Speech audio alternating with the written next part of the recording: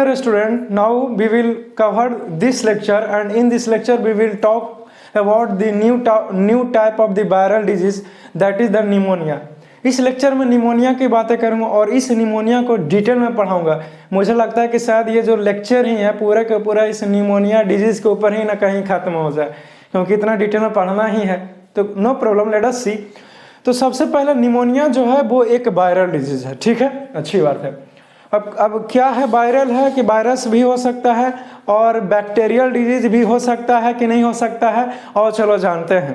लेकिन आप तो पढ़ा रहे थे बैक्टीरियल डिजीज है, क्यों बोल रहे हैं वायरल डिजीज है? चलो ना बताता हूँ। निमोनिया में सबसे पहला टॉपिक आता है कि व्हाट इज निमोनिया। ये निमोनिया आखिरकार है क्या, इसका डेफिनेशन क्या होगा, कहेंगे किसे? तो लेट अस सी। मैं यहाँ पे लिखा हूँ कि pneumonia is an infection of one और बोथ लंग्स। निमोनिया जो है वो कुछ खास नहीं है, बस हमारा जो लंग्स है उस लंग्स को इन्फेक्ट कर सकता है। अगर आपको नहीं पता तो मैं आपको बता दूं कि जो लंग्स है वो दोनों तरफ होता है, यानी कि दो लंग्स है। यहाँ से आता है विंड पाइप्स और यहाँ से इस प्रकार से डिवाइड हो जाता है, यानी कि एक लंग से इस तरफ है और दूसरा का लंग इस तरफ है। तो निमोनिया हो सकता है कि आपको एक ही लंग को इन्फेक्ट किया है तो भी निमोनिया हो सकता है कि जो निमोनिया है वो दोनों लंग्स को इन्फेक्ट कर दे तो भी निमोनिया ही है। जब दोनों हो जाता है तो स्टेजेस जो है वो आप क्रॉस कर देते हो और बहुत ही ज़्यादा हार्मफुल साबित हो सकता है। Got it. तो वही चीज लिखा हूं कि शायद एक लंग्स को इन्फेक्ट करे, चाहे दोनों लंग्स को इन्फेक्ट कर सकता है। समझ गया ना, अच्छी बात है। Which is usually caused by bacteria, virus and fungi. पहले ही बता दिया, निमोनिया जो है वो बैक्टीरियल डिजीज भी हो सकता है, वायरस डिजीज भी और फंगल डिजीज भी हो सकता है। यानी कि निमोनिया जो है वो वायरस के कारण भी हो सकता है, बैक्टीरिया के कारण भी और फंगी के कारण भी। Completed, have you done? Any how, now यहाँ पे लिखा हूँ it often clears up in 2 to 3 weeks. ज़्यादातर निमोनिया जो होता है वो तकरीबन 2 या 3 सप्ताह में कंप्लीट हो जाता है, यानी कि ठीक हो जाता है। जी हाँ, ठीक हो जाता है। ज़्यादातर ये बच्चों को अटैक करता है निमोनिया। अगर बड़े, जवान और बूढ़े की बात करोगे तो कम चांस है कि निमोनिया उसको होगा, और होगा भी तो पता नहीं चला कि उसको निमोनिया हुआ है। ऐसे ही थोड़ा बहुत कुछ फीवर वगैरह सब रहेगा, लेकिन कुछ खास उसको में सिम्टम्स देखने को नहीं मिलेगा। लेकिन बच्चा में ज़्यादा ये इन्फेक्ट करता है। पहले कई साल पहले की बात करें, तकरीबन 10 से 15 साल पहले, तो बहुत सारा जो छोटा बच्चा होता था वो निमोनिया के कारण ही मर जाता था, क्योंकि उसका इम्यूनिटी पावर उतना स्ट्रांग नहीं ना है, और गया वायरस आसानी से अटैक कर देता था, छोटे बच्चों को शिकार ज़्यादा बनाता था। बट अब ऐसा नहीं है, अब ये तकरीबन 2 से 3 वीक में ही ठीक हो जाएगा। हम जैसे को तो होगा भी नहीं, है ना। यानी नाउ और भी कुछ बातें हैं जो इसी निमोनिया के बारे में जानते हैं, लिखा हूँ। तो ये इससे भी ऑब्जेक्टिव क्वेश्चंस पूछ सकता है, पूछेगा कि कितने वीक्स में जो है वो निमोनिया ठीक हो सकता है, क्लियर हो सकता है। तो आप उससे कहेगा कि 2 to 3 वीक्स, यानी कि 2 से 3 सप्ताह के अंदर में निमोनिया जो है वो कंप्लीटली ठीक हो सकता है। समझ गए, अच्छी बात है। और इसको याद रखना कि pneumonia is an infection of 1 or 2 lungs. Pneumonia क्या है, तो हमारा जो लंग्स में इन्फेक्शन होता है, that is the pneumonia. Understood? जो कि यूजुअली कॉज्ड बाय किसके कारण हो सकता है भाई? तो बैक्टीरिया के कारण, वायरस के कारण, फंगी के कारण। जो आप पूछते थे 9th क्लास में, याद है कि पूछा था मुझसे, शायद वो बच्चा देख रहा होगा तो उसको याद आ रहा होगा। पूछा था कि जो निमोनिया है सर वो किसके कारण हो सकता है, बैक्टीरिया के कारण कि वायरस कारण? तो बोले थे ना कि वायरस कारण। अच्छा, वायरस कारण। फिर बोला नहीं बैक्टीरिया के कारण। तो बैक्टीरिया का, फिर बोला नहीं दोनों हो सकता है। तो बोथ होगा उसका आंसर, ठीक है ना। यहाँ पे लिखा हूँ कि 1 get pneumonia in 1 daily life. कोई भी व्यक्ति की मैं बातें कर रहा हूँ, अगर वो अपना डेली उसका एक रूटीन होगा जी। अगर कोई एक स्टूडेंट है तो वो क्या करेगा, स्कूल जाएगा, बुक्स लेकर के मस्त से पढ़ेगा, खाएगा पिएगा, आराम करेगा। अगर कोई जॉब करता है, काम करता है, तो वो अपना जॉब पर ध्यान देगा, है कि नहीं? ऑफ कोर्स है। या फिर कोई किचन का काम संभालता है तो किचन का काम ही संभालते रहेगा जिंदगी भर, है कि नहीं? Any how, I am just kidding. तो जो भी काम कर रहा है वो अपना काम करते रहता है। तो मैं आपको बताना क्या चाहता हूँ, मैं ये बताना चाहता हूँ कि जो निमोनिया है, कोई भी अपना जीवन लाइफ में एक बार उसको हो जाता है। कैसे हो सकता है? सच एज एट स्कूल, शायद वो स्कूल में पढ़ता होगा उसी समय हो गया होगा, या फिर और वर्क यानी कि कोई भी कार्य कर रहा होगा अपना जीवन में तो शायद हो गया होगा निमोनिया। और अगर अपने कामों में किए बिजी है उस समय निमोनिया हो, या स्कूल में या फिर कोई कार्य को कर रहा है, तब एक स्पेशल नाम देते हैं और वो नाम है this is called community associated pneumonia.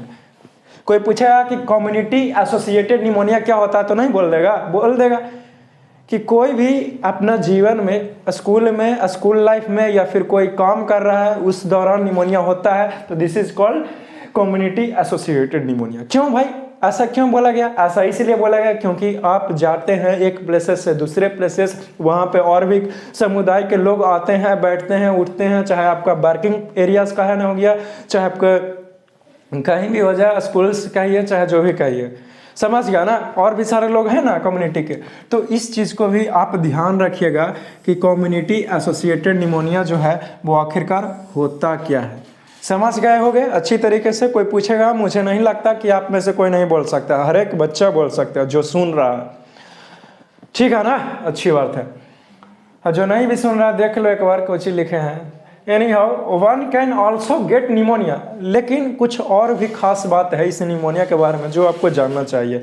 Objective question पूछ सकते हैं लड़का, ऑब्जेक्टिव क्वेश्चन जो है वो पूछ सकता है यहाँ से, वो इस तरीके से पूछेगा कि यहाँ से भी ऑब्जेक्टिव क्वेश्चन आ सकता है, इसीलिए इस पॉइंट को गौर कीजिएगा, ठीक है ना, अच्छी बात है। और हाँ, यहाँ से भी ऑब्जेक्टिव क्वेश्चन पूछ सकता है। कैसे पूछेगा? और कहेगा कि pneumonia is caused by, option A में बैक्टीरिया, बी में वायरस, सी में फंगी, या डी में ऑल, तक कुछ ही मारेगा ऑल। क्यों? क्योंकि तीनों से हो सकता है जी, ठीक है ना, अच्छी बात है। अब देखिए यहाँ से कैसे उठाएगा ऑब्जेक्टिव क्वेश्चंस। यहाँ से ऑब्जेक्टिव क्वेश्चंस ऑफ कोर्स उठा सकता है। जैसे देखिए पूछेगा कैसे, क्या है कि कोई भी व्यक्ति अपना डेली लाइफ में स्कूल या फिर वर्किंग प्लेसेस यानी कि वर्क एरिया से निमोनिया हो जाता है तो this is called dash community associated pneumonia, या फिर कुछ और एसोसिएटेड निमोनिया लिख देगा, और सी में लिख देगा बोथ, और डी में नन। तो मानना है जो करेक्ट ऑप्शन है ना, लिखा दिया ना, पढ़ा दिया ना, तो अब क्या। नेक्स्ट है कि one can also get pneumonia at hospital और नर्सिंग होम। जहाँ पे नर्सिंग होम है, जहाँ पे इलाज होता है, या फिर हॉस्पिटल है वहाँ पे इलाज होता है, मरीजों को देखभाल होता है, अगर वहाँ पे गया कोई और उसको वहाँ से हेल्दी पर्सन गया, ठीक है, अपने घर से निकला हेल्दी पर्सन, कहाँ जी? हॉस्पिटल में या फिर नर्सिंग होम में, जहाँ पे इलाज वगैरह ये सब होता है, और फिर उसको निमोनिया हो गया तो क्या कहेंगे? तो एक स्पेशल नाम देते हैं, and this is called health care associated pneumonia. याद रहेगा कि भूल जाओगे? नहीं भूलोगे ना, अच्छी बात है। Health care associated pneumonia. ये भी पूछ देगा कि कोई भी व्यक्ति है जो अगर मान लीजिए कि वो हॉस्पिटल या फिर नर्सिंग होम को विजिट करता है और फिर हो गया निमोनिया, तो उसको क्या नाम देंगे? तो आप उससे कह दीजिएगा, क्या बोलिएगा? Health care associated pneumonia, this is called health care associated pneumonia. Have you completed? चीजें समझ में आ रही होगी, अच्छी बात है। अब और जानते हैं इसके बारे में। अब निमोनिया को बताया कि भाटी निमोनिया, तो इतनी सारी चीज़ों का जानकारी मैंने आपसे शेयर किया जी। अब समय आ गया है कि अब आपको सिखाऊं कि कॉज क्या है। ये निमोनिया हुआ तो हुआ कैसे, क्यों हुआ? अभी बता रहा हूँ क्यों हुआ, बाद में बताऊंगा कैसे हुआ। That is the mode of spread. देखो एक ट्रिक बताता हूँ हर एक डिजीज के लिए, उसको हमेशा ख्याल रखना, ठीक है ना। अगर पूछता है कि क्यों हो गया तो मतलब कि वो कॉज पूछ रहा है। अगर कोई पूछा कि कैसे हो रहा है ये डिजीज, तो मोड ऑफ स्प्रेड पूछ रहा है, यानी कि मोड ऑफ इन्फेक्शन, वो कैसे फैलता है जो पूछ रहा है। समझ गए? कोई पूछा बोल देगा ना, चुप नहीं रहना है। यानी हाँ, अच्छी बात है कि आप बोल पाइएगा। अब कॉज क्या है भाई, तो लिखा हूं कि there are over 30 different causes of pneumonia. तकरीबन 30 डिफरेंट कॉज है, इस पे गौर करना।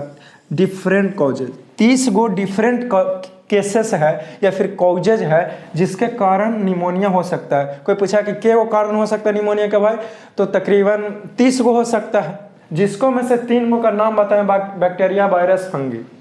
Have you got it? Got it of pneumonia. But लेकिन यहाँ पे लिखा हूं but the most common causes are bacteria, virus, fungi. लेकिन ज़्यादातर केसेस में ये पाया गया है कि लोगों को निमोनिया हुआ है तो हुआ है बैक्टीरिया या वायरस या फंगी के कारण।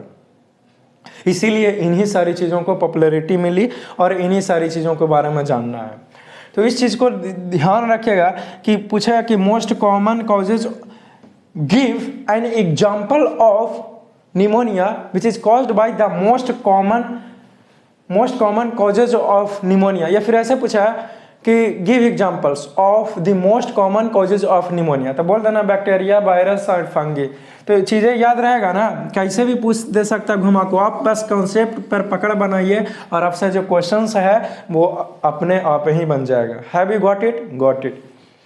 नाउ नेक्स्ट लिखा हूँ कि the most common types of pneumonia such as, जो सबसे most common type of pneumonia, यानी कि सबसे ज़्यादा किसी को निमोनिया हो रहा तो वो क्या हो सकता है, क्या हो सकता है। तो यहाँ पे लिखा हूँ कि बैक्टीरियल निमोनिया और वायरल निमोनिया या फिर माइकोप्लाज्मल निमोनिया। तुम समझ पा रहा होगा कि बैक्टीरियल निमोनिया, सर बोल रहे हैं बैक्टीरियल निमोनिया। कौन सा निमोनिया जी? बैक्टीरियल निमोनिया, मतलब बैक्टीरिया के कारण होगा, सही सोचते हो। मैं बोला वायरल निमोनिया, सोच रहा है वायरस के कारण, सही सोचते हो। लेकिन मैं बोला माइकोप्लाज्मल निमोनिया, तो तुम्हारे मन में कंफ्यूजन हो रहा है। लेकिन डोंट वरी, ये भी बैक्टीरिया के कारण ही होगा। लिख लेगा कहीं पे ऐसे करके एरो मार के, बैक्टीरिया के कारण भी ये निमोनिया ही होता है। समझ गए? अच्छी बात है। तो आप इसको ध्यान में रखिएगा, ठीक है ना? अच्छी बात है। नेक्स्ट बता रहा हूं कि the most common pneumonia is the bacterial pneumonia. Bacterial pneumonia है जो ज़्यादातर लोगों को बैक्टीरियल निमोनिया होता है, जो बहुत परेशान करता है, और इवन चिल्ड्रंस तो पहले डेथ भी हो जाता था उसका, बट अब ऐसा नहीं है। लिखा हूं कि the most common pneumonia is the bacterial pneumonia, और बैक्टीरियल निमोनिया मोस्ट कॉमन है। जिसका क्या नाम है, उस बैक्टीरिया का क्या नाम है जिस कारण निमोनिया होने वाला, तो लिखा हूं स्ट्रेप्टोकोकस निमोनियाई। बोलना है निमोनिया, लेकिन ईमान में बोलोगे निमोनियाई। क्यों भाई? ताकि स्पेलिंग करेक्टली याद रहे। या फिर इसी को बोल दिए निमोनोकोकस। क्यों? क्योंकि ये कोकस है, इसको उठा लिया और ये उठा लिया, मतलब कि एक ही चीज़ हो गया, ठीक है ना? लेकिन आपको जो है वो इसको याद रखना है। और ये भी पूछ देगा ऑब्जेक्टिव में, तो कन्फ्यूज़न नहीं करना है। मेरा स्टूडेंट हो, हर एक तरीके से पढ़ा हूँ, इसीलिए इसको ध्यान में रखेगा, ठीक है ना? अच्छी बात है। यहाँ सब्जेक्टिव क्वेश्चन पूछ सकता है सर, हाँ ऑफ कोर्स पूछ सकता है, इसीलिए आप इसको ध्यान रखें और अंडरलाइन कर लीजिए जैसे मैं कर रहा हूँ। चलो अंडरलाइन कर लिया, आई थिंक ये आपने लिखा भी होगा। अब और बताता हूँ कि ये typical pneumonia often called walking pneumonia. ये typical pneumonia is also often called walking pneumonia. Often का हिंदी मीनिंग हुआ अक्सर। तो एक जो टाइपिकल निमोनिया है, यानी कि निमोनिया किसी को हो जाता है तो उसको अक्सर हम लोग कहते हैं वॉकिंग निमोनिया। अब ये वॉकिंग निमोनिया क्या, उसको वॉकिंग करने का मन करता है सर? ऐसा थोड़ी होता है जैसे तुम सोचते हो। होता ये है कि वॉकिंग निमोनिया का मतलब हुआ स्टूडेंट कि जो निमोनिया है वो नॉर्मल है, यानी कि उतना आपको तकलीफ नहीं देगा और इजी वे में आएगा और इजी वे में चला जाएगा, ठीक है ना? हाँ, इसका मतलब ये हुआ वॉकिंग निमोनिया का। आई होप कि आपने समझा होगा। इज कॉज्ड बाय, तो वॉकिंग निमोनिया कैसे हुआ? तो कॉज्ड बाय बैक्टीरिया के कारण ही होता, सच एज लेग्यूनेला निमोनी, क्या लिखा हुआ?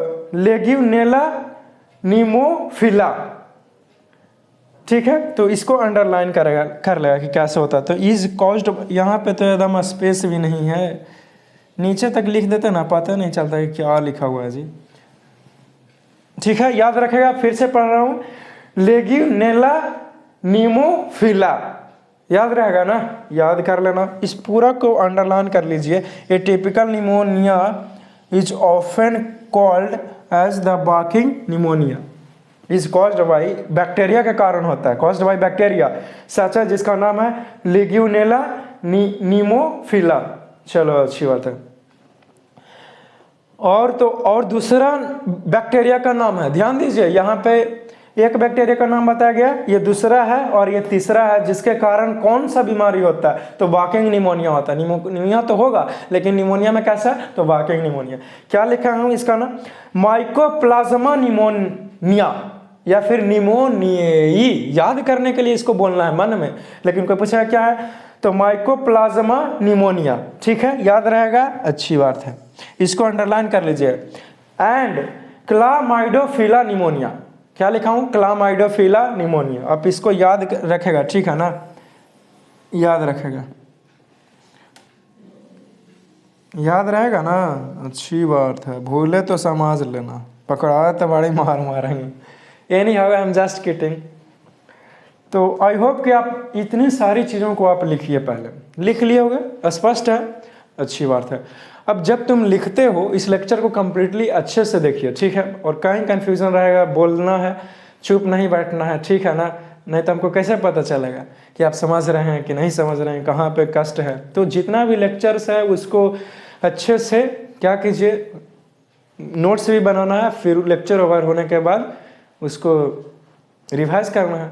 तो निमोनिया के बारे में इतनी सारी चीज़ों को डील किया, और अब कुछ और निमोनिया के बारे में मैं आपको जानकारी देता हूँ, बट उससे पहले कि दूँ इतनी सारी चीज़ों को आई होप कि आपने लिखा होगा, ठीक है।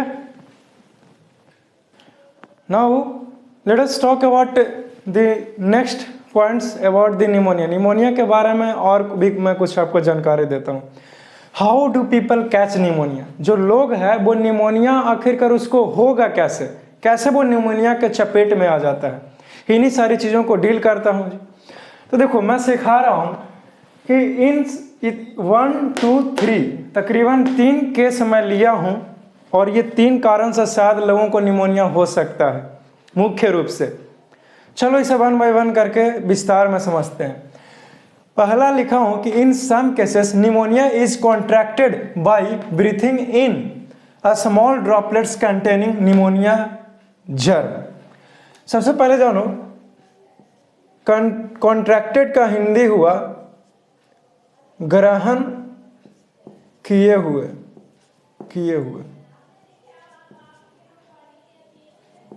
यानी कि वैसा कोई लोग जो पहले से लिए हुए हैं, ठीक है ना। तो लिखो in some cases pneumonia is contracted by breathing in, चलो ठीक है ये तो पढ़ दिया। क्योंकि क्या होता है कुछ केसेस में कि जो निमोनिया है वो सांस को अंदर इस प्रकार से लीजिएगा ना, उसके चलते भी हो जाता है। अब प्रश्न आ रहा होगा कि कैसे, explain, can you explain? Of course I can explain it, let them finish now. तो देखो आपने सांस लिया, ठीक है, और क्या पता कोई व्यक्ति जो है वो स्नीज किया होगा, काफिंग किया होगा, और जो ड्रॉपलेट्स है वो एयर में मौजूद होगा, और उस ड्रॉपलेट को आपने जैसे ही सांस भरा और वही ड्रॉपलेट्स आपको सांस के सहारे ब्रीथिंग के थ्रू अंदर चला गया और वो इन्फेक्ट कर दिया आपको, आपके लंग्स को, तो आपको निमोनिया हो जाएगा जी, इजिली हो जाएगा। इसको मैं तो किसी को शक ही नहीं होना चाहिए, है ना, ऑफ कोर्स है। अब चलिए दूसरा केस देखते हैं कि दूसरा केस क्या हो सकता है। यहाँ पर लिखा हूँ कि सिम्टम्स निमोनिया में B caused by inadvertent entry of pneumonia causing bacteria और वायरस एज ड्यूरिंग स्लीपिंग। देखो सेकंड केस लिखा हुआ हूँ क्या, ये इनएडवर्टमेंट का अर्थ हुआ लापरवाही, तो लापरवाही के कारण में निमोनिया हो सकता है। कैसे हो सकता है, चलिए इसी लाइन को एक्सप्लेनेशन देता हूं मैं। जैसे मान लीजिए कोई व्यक्ति क्या है, वो गया अपना बिस्तर पर सो गया, ठीक है, सो गया, ना तो ये देखा कि क्या है नहीं है, ना वो कूला किया ना कुछ किया, बहुत नींद आया था, थकान था, खाया पिया गया, सो गया, ठीक है, कोई दिक्कत नहीं, सो जाओ। लेकिन वो व्यक्ति स्लीपिंग के केस में सोते वक्त खर्राटा लेने लगता है, तो क्या होता है कि खर्राटा लेने से जो सांस है वो ज़्यादा चला जाता है, और जो कुछ भी है बैक्टीरिया वायरस जो भी मौजूद रहेगा आपके लिप्स पे चाहे आपके माउथ में, वो आसानी से खींचा जाएगा। और वैसे भी हमारे मुंह में बहुत तरह तरह के बैक्टीरिया होता है, ऑफ कोर्स होता है, पहले से ही मौजूद है, कुछ करने की जरूरत नहीं है, नहाने की जरूरत नहीं है, और आप क्या कर रहे हैं, मुंह से खर्राटा लेकर के सांस ले रहे हैं इस प्रकार से। तो जब तुम सांस ले रहे हो खर्राटे लेकर के, तो माउथ वाला बैक्टीरिया कहाँ जाएगा, नीचे ना, विंड पाइप में ना, यानी कि ट्रैकिया में होते हुए लंग्स में जाएगा, और फिर वो लंग्स को इन्फेक्ट कर देगा, और इस प्रकार से आपको निमोनिया हो सकता है। इसीलिए जो भी खर्राटे लेकर के सोते हो, आज से भी केयरफुल हो जाओ अगर निमोनिया से बचना है तो। घरेलू नुस्खा है, ट्राई कीजिएगा, खर्राटा के लत छूट जाएगा धीरे धीरे, ठीक है ना। तो इसके कारण भी हो सकता है, ये भी लापरवाही, अब जैसे तैसे मुंह खोल करके सो गए तो वो भी हो सकता है, ठीक है, अच्छी बात है। अब नेक्स्ट थर्ड केस के बारे में बताता हूँ। लिखा हूँ कि symptoms people with recent viral infections such as lung, कोई पेशेंट है जो अभी अभी पीड़ित है, गुजरा है किस चीज़ के दौर से, तो लंग के डिजीज से, ठीक है, या फिर हार्ट डिजीज है, या फिर वैसा भी व्यक्ति जो ड्रग यूजर है या फिर अल्कोहलिक्स है, यानी कि अल्कोहल कंज्यूम करता है या फिर नशीला पदार्थ को अपने बॉडी में इंजेक्ट करता है ड्रग्स के रूप में, तो उसको भी निमोनिया हो जाएगा। अब तो हद ही हो गया सर, अब इसको क्या लेना देना अल्कोहल ड्रग्स है या फिर लंग पेशेंट है। सुनोगा मेरी बातों को ध्यान से। देखिए, कोई व्यक्ति अगर अल्कोहल लेता है या फिर ड्रग्स का इस्तेमाल करता है, नशीले चीज़ों को, या फिर पहले से ही वो पेशेंट है जी, रोगी है, तो क्या होगा ये कि उसका जो इम्यूनिटी पावर है वो कमज़ोर रहेगा ना। और अगर इम्यूनिटी पावर कमज़ोर है पहले से ही, तो जो निमोनिया वायरस है वो आसानी से अटैक कर देगा। निमोनिया जर्म है, जो चाहे बैक्टीरिया हो चाहे वायरस हो। आई होप कि आप चीज़ें समझ पा रहे होंगे कि क्या संबंध है इसको इस पॉइंट नंबर 3 से, जो निमोनिया होने का कारण बन सकता है। Have you completed? किसी को प्रॉब्लम नहीं है? चलो ठीक है, आगे बढ़ते हैं। नेक्स्ट लिखा हूं सिम्टम्स, कि इसका लक्षण क्या है, निमोनिया हुआ, कैसे मानेंगे कि निमोनिया हुआ। तो let us talk about the symptoms of pneumonia. लिखा हूं कि the person usually cough up mucus sputum, sputum का हिंदी होता है बलगम, बलगम, ठीक है। From the lungs mucus may be rusty, rusty का हिंदी हुआ जंग लगा हुआ। क्या जी? जंग लगा हुआ, जैसे लोहा में देखते हो जंग लगा हुआ, ठीक उसी प्रकार से बताता हूं डिटेल में, अभी सुनेगा। ग्रीन या फिर ब्लड का रंग, यानी कि खून का रंग जैसा।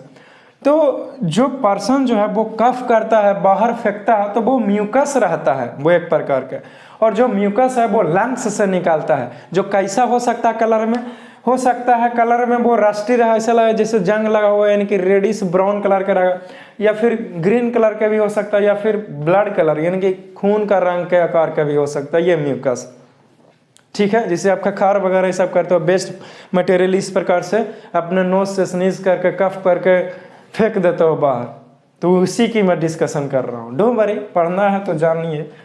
नेक्स्ट लिखा हूँ फीवर, यानी कि बुखार रहेगा आपको, ये तो कॉमन ही, बुखार तो रहेगा। नेक्स्ट लिखा हूं कि fast breathing and feeling short of breathe, आपका जो सांस है बहुत तेजी से लीजिएगा और ऐसा महसूस होगा जैसे कि मेरा सांस ही रुक रहा है। खास के लिखो, इस प्रकार से हाँफने लगो। कैसे रनिंग करते हो तो आप तेजी से ब्रीथिंग लेने लगते हो, क्यों? क्योंकि you are feeling short of breath, यानी कि आप ब्रीथिंग का कमी महसूस कर रहे हैं, तो आपका जो क्या होगा, अच्छा लगेगा। तो मैं ये कह रहा हूं कि आपका जो ब्रीथ है वो कम महसूस होने लगा, इसीलिए आप तेजी से सांस लेने लगोगे। ठीक है भाई, आप समझ रहे हो ना? अच्छी बात है। चलो नेक्स्ट लाइन देखता हूं कि shaking and teeth chattering chills, आपको रात के समय में जब सोइएगा तो ठंड महसूस होगा, और ठंड के दौरान आप टीथ चैटरिंग कीजिएगा। टीथ चैट, हाँ सही समझ रहे हो, अच्छी बात है, पहली बार पहले सही समझ गया ना, अच्छी बात है। टीथ चैटरिंग का मतलब हुआ दांत किटकिटाना, इसका हिंदी में नहीं हुआ। दांत को इस प्रकार से आवाज आता है, पता नहीं कैसे सब करता है, हमको तो एकदम दर्द हो गया जी। इस प्रकार से दांत को खिटखिटाता है, दांत के ऊपर दांत को कस के इस प्रकार से घर्षण करेगा तो आवाज आता है कट कट का, उसे ही बोलते हैं। तो इस प्रकार से हो सकता है, शिकायत आ सकती है। नेक्स्ट लिखा हूँ चेस्ट पेन, यानी कि छाती में दर्द रहेगा, and feels worse when one cough और ब्रीथ्स इन, और चेस्ट में पेन रहेगा तो रहेगा ही, इसमें क्या है, इसमें भी कुछ खास है। और अगर कोई कफ कर रहा है, बाहर फेंक रहा है या फिर सांस ले रहा है तो और भी चेस्ट में दर्द बढ़ जाएगा, सांस खींचेगा अंदर, तो ये भी निमोनिया का कारण हो सकता है। समझ रहे हो तकलीफ कितना? चेस्ट में पेन पहले से ही है और वह सांस का से खींचता है तो और चेस्ट में पेन बढ़ जाता है। और इतना ही नहीं, वो जब कफ को बाहर फेंकता है या फिर खोखता है, खराशता है, तो भी उसको चेस्ट में पेन और बढ़ जाता है। ठीक है ना? नेक्स्ट लिखा हूं 6 पॉइंट है कि फास्ट हार्ट बीट, जो आपका हार्ट बीट है HEART, हार्ट बीट, आपका जो हार्ट बीट है वो क्या हो जाएगा जी? तेज हो जाएगा। क्या हो जाएगा भाई? तेज हो जाएगा। फास्ट हार्ट बीट, आपका दिल जो है वो तेजी से धड़कने लगा। अरे इतना सारा चीज़ें आपके साथ घट रहा है, आपका ब्रीथिंग फास्ट चल रहा है, आपका चेस्ट में पेन है क्योंकि लंग्स प्रॉब्लम्स में है, तो हार्ट बीट तो ऑटोमेटिकली फास्ट हो जाएगा, है ना। वैसे ही प्रॉब्लम्स में रहते हो तो हार्ट बीट जो है वो नॉर्मली और कैजुअली के मुकाबले ज़्यादा हो जाता है। अच्छी बात है। नेक्स्ट लिखा हूँ कि feeling very tired and feeling weak, आप जो है वो थकान जैसा महसूस करोगे और साथ ही साथ कमजोरी भी महसूस करोगे, लगा कि शरीर में ताकत नहीं, उठोगे चलने का प्रयास करोगे फिर से वैसे ही बैक टू नॉर्मल हो जाओगे, ताकत ही नहीं मिला, कमजोर हो जाओगे। नेक्स्ट है कि नौसिया एंड वोमिटिंग, वोमिटिंग का अर्थ होता है उल्टी करना, और नौसिया जो है वो एक ऐसा स्टेज चला जाता है किसी बीमारी का जहाँ पे उल्टी नहीं भी हो रहा होता, लेकिन अंदर से मन जो है वो जिसे मन ऐसा लगा कि जैसे कि उल्टी कर दें, उल्टी कर, जिसे कहते हो हिंदी में कि मन हुलिया आ रहा है या फिर जी हुलिया आ रहा है, मतलब कि आपको मूड तो हो रहा है उल्टी करने का, मन तो कर रहा है लेकिन आप फिर भी नहीं कर पा रहे, उसी को बोलते हैं नौसिया का वो केस हो जाता है। ठीक है, चीज़ें समझ गए ना। नेक्स्ट लिखा हूँ डायरिया, यानी कि उल्टी हो रहा है वहीं हो जाएगा, लैट्रिन पैखाना वगैरह ये सब हो जाएगा, पतला हो जाएगा, तो that is the best excreta जो है वो लिक्विड टाइप का हो जाएगा। तो आई होप कि आपने इसे समझा होगा, वो भी बहुत अच्छे तरीके से। आई थिंक कि मैं आपको जितना समझाना चाहता था उतना तो पक्का समझ ही गया। तो अगर सिम्टम्स आता है निमोनिया का लिखिए, तो इतनी सारी चीज़ों को लिख दीजिएगा। ठीक है, देखो ज़्यादा अगर तुम याद रखोगे तो कुछ उसमें से लिखा जाए, लेकिन तुम कुछ ही याद रखोगे तो कैसे ज़्यादा लिखाएगा, है ना। अच्छी बात है। तो आई होप कि आपने समझे होंगे बहुत आसानी से, है ना जी। तो आप इसे क्या कीजिए, इसे नोट कीजिए ताकि और भी कुछ चीज़ें हैं जो आपको निमोनिया के बारे में आपको बता सकूं, डायग्नोसिस कैसे है, प्रिवेंशन कैसे, तो इतनी सारी चीज़ों को मैं डील करूंगा। तो इसे लिख लिया ना, चलो इसे इरेज करते हैं। Now let us talk about the diagnosis of pneumonia. अब निमोनिया के लिए क्या डायग्नोसिस कर सकते हैं, अब इन्हीं सारी चीज़ों की डिस्कशन करता हूँ जी। ठीक है ना, बहुत बता दिया कि निमोनिया में ये होता है वो होता है, अब इसको डायग्नोसिस क्या करेगा डॉक्टर, कैसे पता लगा सटीक। ठीक है ना, तो देखिए मैं यहाँ पे बताया हूँ कि pneumonia can be diagnosed by a sputum gram stain and blood test. एक टेस्ट है जिसका नाम है sputum gram stain and blood test, ये दोनों टेस्ट से पता लगाया जा सकता है। ठीक है, if these test are inconclusive, यानी कि अनिवार्य है, अगर ये टेस्ट जो है वो अनिवार्य है या फिर अनिर्णायक है, यानी कि वो नहीं चाहता कि हमको तकलीफ नहीं हो, जैसे कि किसी का ऑपरेशन करना है तो पहले बेहोश करेगा, उसको नहीं पता चलना चाहिए, तो वहीं बताया गया यहाँ पे कि अगर इनकन्क्लूसिव है तो क्या करेगा, द डॉक्टर में perform a procedure called a bronchoscopy, bronchoscopy बोल सकते हो, जस्ट लाइक दैट, ब्रोंकोस्कोपी, ये प्रोसीजर एक चलाता है डॉक्टर। ठीक है, अब इस प्रोसीजर में क्या होता है, इससे और इस ब्लड टेस्ट से नहीं तसल्ली हुआ, इससे निर्णय नहीं ले पाया कि सच में निमोनिया है कि नहीं है, तो एक स्पेशल प्रक्रिया चलाएगा डॉक्टर, उसका नाम है ब्रोंकोस्कोपी का इस्तेमाल करेंगे। किस चीज़ के लिए, डायग्नोसिस करने के लिए निमोनिया का, तो यस करेंगे। यहाँ सब्जेक्टिव क्वेश्चंस पूछ सकता है कि किस चीज़ का इस्तेमाल करते हैं, कौन सा प्रोसीड्यूर चलाएगा, तो ब्रोंकोस्कोपी, याद रहेगा, भूलोगे नहीं ना, अच्छी बात है। अब देखिए इसमें करेगा क्या, एक पतला सा पाइप लेगा, ट्रांसपेरेंट पाइप चाहे जो भी हो, हल्का सा, और इस पूरे नाक में डालेगा, इंसर्ट करेगा अंदर इस प्रकार से, नोस्ट्रिल से गुजरते हुए ट्रैकिया तक, और फिर पता लगा कि कहाँ पे जो है वो इन्फेक्शन हुआ है और कहाँ पे जो है वो इस प्रकार से म्यूकस कलेक्ट है, उससे आसानी से पता लगाया जा सकता है। और फिर पता लगाने के बाद ट्रीटमेंट जो है वो काम अपना ट्रीटमेंट करेगा डॉक्टर। तो आई होप कि आपने समझा कि ये प्रोसीड्यूर है क्या। Pneumonia is suspected when a doctor hears abnormal sound in chest and the diagnosis is confirmed by a chest x-ray।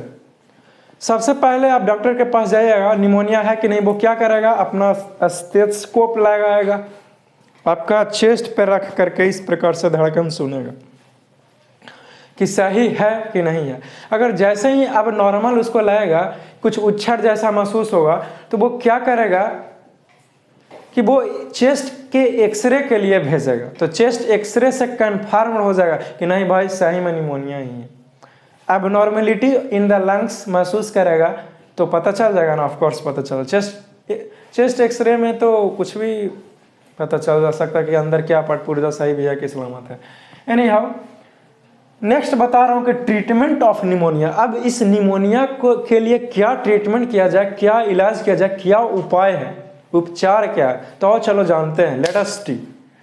लिखा हूँ कि bacterial pneumonia is often treated with, अगर कोई बैक्टीरियल निमोनिया यानी कि निमोनिया जो बैक्टीरिया के कारण हुआ है, तो उसके लिए मैं यहाँ पे बताया हूँ कि पेनिसिलिन टैबलेट्स है, एम्पिसिलिन, क्लावुलेंटी, जिसको क्या बोलते हैं शॉर्ट में, तो ऑगमेंटिन भी बोलते हैं, ठीक है ना। ये बोलोगे तो इसका मतलब यही होगा, लेकिन आप इसी का इस्तेमाल कीजिएगा, ठीक है। क्या इस्तेमाल करोगे? एम्पिसिलिन, क्लावुलेंटी, याद रहेगा, क्लावुलेंटी याद रहेगा ना, अच्छी बात है। तो इसका इस्तेमाल कीजिएगा, या फिर इरिथ्रोमाइसिन, ये पॉपुलर है, इसका नाम सुना होगा erythromycin, just like a tablets ही है। तो इसका इस्तेमाल किया जाता है किस लिए? तो बैक्टीरियल निमोनिया से छुटकारा पाने के लिए। ऐसा नहीं कि लीजिएगा ठीक हो जाए, ऐसा कुछ भी नहीं है। हाँ, बस सिम्टम्स कम होगा, धीरे धीरे धीरे धीरे चीज़ें डाउन होते चले जाएगी, फिर फाइनली आप स्वस्थ होते चले जाएंगे। आई होप कि आपने समझा होगा इतनी सारी चीज़ों को। आप इसे नोट कीजिए और खुद से रिवाइज कीजिए, ताकि आपका जो कॉन्सेप्ट है वो और क्लियर आए। और बुक्स का रीडिंग करते हो ना, अध्ययन करते हो ना, जरूर नहीं कि एक दिन में सारा ही खत्म कर दिए, 1 पेज ही किए, लेकिन जितना होगा उतना ही किए, लेकिन करेंगे जरूर, ठीक है। आई होप कि आप समझेंगे। तो इतनी सारी चीज़ों को नोट कीजिए ताकि निमोनिया के बारे में कुछ और जानकारी आपको साथ शेयर कर सके। Now let us talk about this section, prevention of pneumonia. अब ये निमोनिया से कैसे बचेंगे, उससे छुटकारा कैसे पाएंगे, उससे कैसे बचा जा सकता है, रोकने का क्या तरीका है, तो और चलो जानते हैं। लिखा हूं कि प्रैक्टिस गुड हाइजीन, एक अच्छे से अपने बॉडी को क्लीन रखिए, स्पेशली तब जब आप नाक से वेस्ट मटेरियल्स को बाहर फेंक रहे हैं, तो तब अच्छे से हैंड वॉश कीजिए। इसके लिए आप किसी भी माइक्रोबियल एजेंट्स का इस्तेमाल कर सकते हो जो माइक्रोब्स को किल करता है, सॉप वगैरह ये सब इस्तेमाल कर सकते हो, ठीक है ना। नेक्स्ट लिखा हूं कि वैक्सीन में help prevent pneumonia in children, the elderly and people with जिसको डायबिटीज हो गया, चाहे अस्थमा रहे, चाहे इम्फीसेमा, अस्थमा का हिंदी होता है दमा, या फिर इम्फीसेमा अस्थमा का इन्हांस रूप है जिसमें सांस लेने में तकलीफ होता है। HIV रहे, चाहे कैंसर या फिर अदर लॉन्ग टर्म कंडीशन का है ना रहे, लेकिन निमोनोकल, इस पे गौर करना है, ठीक है ना। Pneumococcal vaccine is 90% effective against the bacteria and protects करता है इन्फेक्शन फॉर 5 से 10 साल तक लगी, एकदम निश्चिंत हो जाओ। तो निमोनिया से निश्चिंत होना है 5 से 10 साल के लिए, तो निमोनोकोकल नाम का एक वैक्सीन है जिसे लीजिए और हेल्दी रहिए। तो 5 से 10 साल तक लगी आपको नहीं होने जा रहा है, निमोनिया से प्रिवेंट हो सकते हैं, ठीक है। चाहे वो पेशेंट पीपल जो है वो डायबिटीज, अस्थमा, चाहे किसी चीज़ का शिकार ही क्यों ना हो, चाहे कोई भी लॉन्ग टर्म बीमारी ही क्यों ना रहे, इस वैक्सीन लीजिएगा तो निमोनिया नहीं होगा, यही लिखने का अर्थ है। नेक्स्ट लिखा हूँ कि practice good preventive measures by eating A proper diet, getting regular exercise, sleep, अच्छे से सोइए, मॉर्निंग में एक्सरसाइज कीजिए, एक प्रॉपर तरीके से बैलेंस डाइट लीजिए, न्यूट्रिशनल वैल्यूज निकाल के कि क्या खाना है, फल फ्रूट्स, फाइबर वाला फ्रूट्स खाइए, खीरे, ककड़ी, सलाद आदि इत्यादि सब खूब खाओ, दूध, दही, ताक, मक्खन, छाछ, पनीर, हेल्दी खाना खा सकते हो। Just say no to the junk food. तो इस तरीके से आप अपना इम्यूनिटी पावर जो है वो बढ़ा रहेगा। जो भी कोविड-19 आया था फिलहाल में ही, तो उसमें क्या सिखाया गया था कि अपना इम्यूनिटी पावर को इंक्रीज करो, मतलब खूब खाओ फल फ्रूट्स इत्यादि हरी सब्जियां। तो इस तरीके से आप मेजर कर सकते हो। Do not smoke. और स्मोक जो है प्रिवेंटिव का मतलब हुआ निवारक, एक अच्छे तरीके से निवारक कैसे कर सकते हो, तो ये बताया कि रेस्ट कीजिए, एक्सरसाइज कीजिए, बैलेंस डाइट लीजिए और स्मोक नहीं कीजिए। अगर आप स्मोक करते हैं तो आपका जो इम्यूनिटी पावर है वो कम हो जाएगा और फिर होगा क्या, तो कम हो जाएगा तो जो निमोनिया का जर्म है वो आपके ऊपर इजिली हावी हो जाएगा। क्यों? क्योंकि आपका इम्यूनिटी पावर कम हो गया, जिसके कारण आपका बॉडी जो है उस जर्म, निमोनिया जर्म से सुरक्षा नहीं प्रदान कर सकता है। चीज़ों को समझिए, समझ रहे हो? तो इतनी सारी चीज़ों को मैंने डील किया है, आप इसे नोट कर लीजिए, लिख लीजिए, ताकि आप इस लेक्चर को बंद भी कर दें तो फिर भी आपका नोट्स जो है वो आपके साथ रहे। और जो भी आपका नज़दीकी टीचर्स है आप उनसे कंसर्न कीजिए कि सर ये चीज़ें हमने पढ़ी थी, यहाँ नहीं समझ में आए, कहीं तो ज्वाइन किया होगा ना, या फिर आज इंटरनेट के ज़माना में क्या ही कहना है ना। तो बहुत सारे तरीके हैं जिससे आप खुद से भी पढ़ सकते हो। बुक्स को रीडिंग कीजिए, आपके पास जो भी बुक्स उपलब्ध है, समझ गए। अपने फ्रेंड्स के बीच में डिस्कशन कीजिए कि ऐसे पढ़े थे, तुम्हारा क्या विचार है, तुम क्या इस डिजीज़ के बारे में जानते हो। तो इस तरीके से डिस्कस करने से जो कॉन्सेप्ट है वो और उसमें क्लैरिटी आता है। हम लोग भी डिस्कस करते थे, आप भी कीजिए, समय है तो, ठीक है ना। तो इस लेक्चर में बहुत सारी तरह की बातें किया है, आई होप कि आपने समझा होगा आसानी तरीके से, है ना जी। तो बाकी की बात करेंगे नेक्स्ट क्लास में, फिर से मिलिएगा, फिर से मुलाकात होगी। मैं आपको देखूं या ना देखूं, आप तो मुझे देख रहे हो ना, बस इतना ही काफ़ी है ना। तो बस मुस्कुराते रहना और दोस्तों के बीच में हंसी मजाक करते रहिए, है ना। तो love you all, take care.